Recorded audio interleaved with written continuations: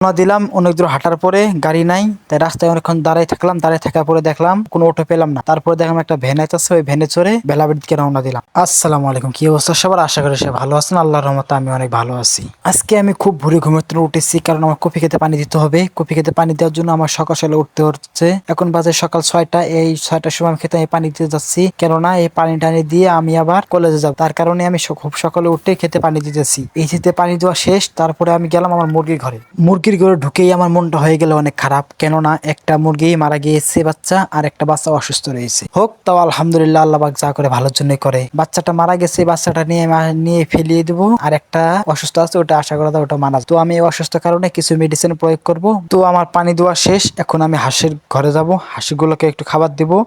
এদিকে হাঁসগুলোকে খাবার দিতে সময় দেখলাম আমার কবুতরগুলো এসেছে, ওগুলোকে একটু খাবার দিলাম, কেননা আমার পোষা প্রাণীর উপর অনেক মায়া লাগে, এদেরকে পালতে আমার অনেক ভালো লাগে। আমি চলে গেলাম আমার গরুর খামারে। গরু খামারে যাদিকে সকালে মা সবকিছু পরিষ্কার করেছে, ভাইও পরিষ্কার করে দিয়ে গেছে। তো গরুগুলোকে এখন আমি একটু খেয়ার দিই, কেননা খেয়ার একবার দিয়েছে, আরেকবার আমার দিতে হবে। মেলে অনেক ভিড় পড়েছে, তাই আব্বুকে একটু হেল্প করার জন্য মেলে গেলাম। মেলে যে কিছুক্ষণ ধান ভাঙালাম, কলেজ দিকে রওনা দিলাম। অনেক দূর হাঁটার পরে গাড়ি নাই, তাই রাস্তায় অনেকক্ষণ দাঁড়াই থাকলাম। দাঁড়ায় থাকার পরে দেখলাম কোনো অটো পেলাম না। তারপরে দেখলাম একটা ভ্যান আইতাছে, ওই ভ্যানে চড়ে বেলাবের দিকে রওনা দিলাম। বেলাবের দিকে রওনা দেওয়ার পর একটু হাঁটার পর আবার পেলাম আমি মিশু। ওই মিশুতে চড়ে সরাসরি কলেজের মাঠে গেলাম। আজকের ব্লগ ভিডিও এই পর্যন্ত।